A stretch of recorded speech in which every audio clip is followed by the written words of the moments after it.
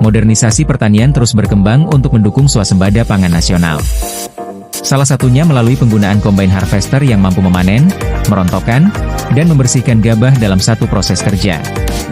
Teknologi ini membuat panen menjadi lebih cepat, mengurangi kehilangan hasil, menekan biaya tenaga kerja, serta meningkatkan efisiensi usaha tani.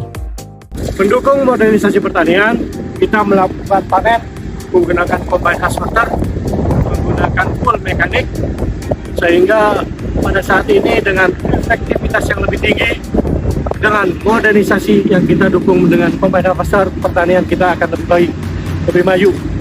Untuk pertanaman kita menggunakan transplanter, dan modernisasi pertanian di BRMP lingkungan, khususnya di kebun percobaan ini, kita upayakan didukung oleh alsin yang mumpuni dan yang lebih baik lagi, sehingga panen bisa lebih dari 10 tahun.